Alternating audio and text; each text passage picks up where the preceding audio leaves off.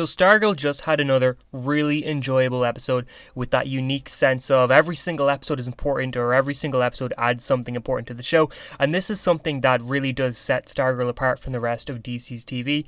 This episode finally introduced us to the Thunderbolt, Jakeem, and we even got little more teases about what went down the night that the original Justice Society of America died.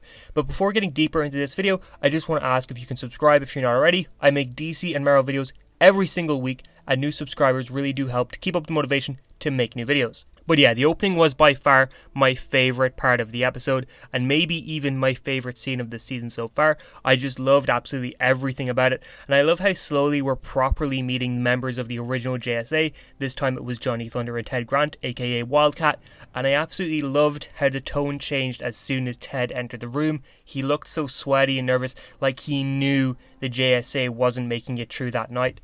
I remember thinking after the pilot that the OG JSA really didn't treat Pat with the respect he deserved, but this episode started to change my feelings on that. I'm starting to think that they actually really did care for Pat to the extent that they want to keep him as far out of the life as possible.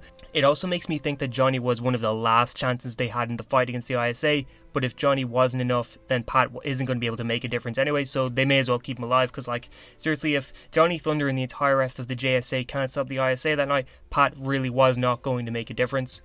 I also do just seriously love these little flashbacks and references. Like, the history of DC lore that this show has built is so impressive. They're also very clearly setting up enough of the JSA so that when we get this flashback episode later this season, we will have officially met most of the team.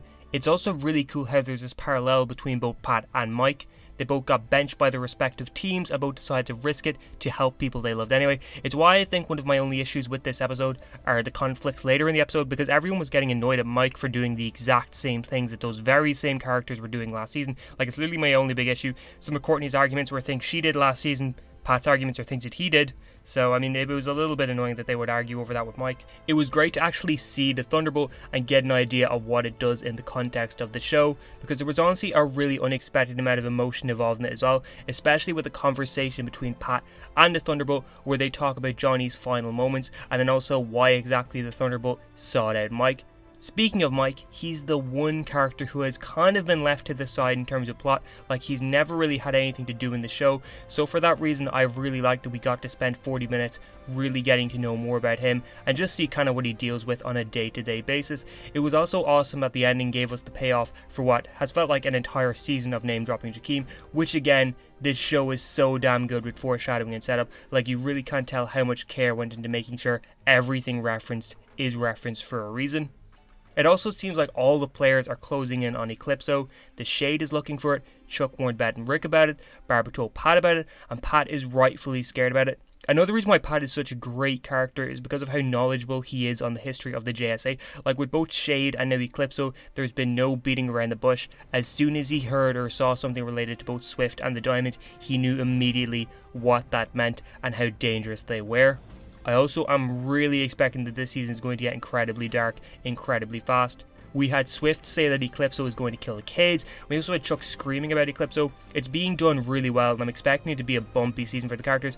I seriously can't wait for that. Now, I'm not expecting any of the main JSA members to die, because I feel like each of the main JSA members at the moment are filling a very specific role that won't easily be filled, I guess. Like, I don't think that they can really kill any of them, but some of the adult characters like Barbara, maybe even Pat, I could see something happen. I'm hoping nothing happens to Pat, but I feel like once they really address the Sylvester Pemberton stuff and the JSA stuff, I like the old JSA stuff, I'm feeling like, yeah, Pat might not have the serious kind of need that he used to have. Speaking of the normal JSA, this is the first episode in a while where it really felt like the three of them didn't have any serious plot or anything. Surprisingly, Beth was the one with the most to do with her side plot of trying to fix the goggles. The rest didn't really add all that much to the episode, I felt. And there's another thing that's kind of been the theme of this season, sort of getting the new characters and giving them more focus. Like, getting the new characters and just really focusing on them over the older characters like Shade, Mike and Thunder, Jade. It feels like all these characters are all taking the forefront over Courtney, Rick, Beth and Yolanda. And while this is cool in a way, I do hope we start to really get some stories for the other characters pretty soon.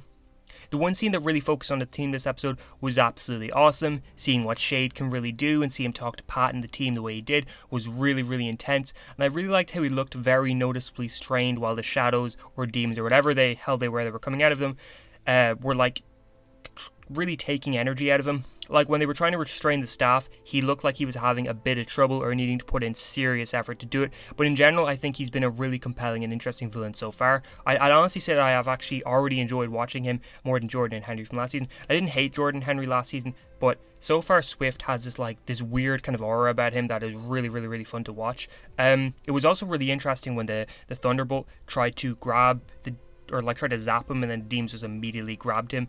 Like, I was really not expecting Thunderbolt to get taken out that easily. But yeah, it was another incredibly solid episode from Stargirl. The season is really being built up well, and they've got a lot of good set pieces on the board. I'm not sure yet if the season is going to end up being stronger than the first, but this likely won't be a disappointing season nonetheless. But how did you feel about Stargirl's third episode? Did you like it? Did you hate it? And if you enjoyed this video, please remember to like, share, subscribe, and all of that. And I hope you have a good day.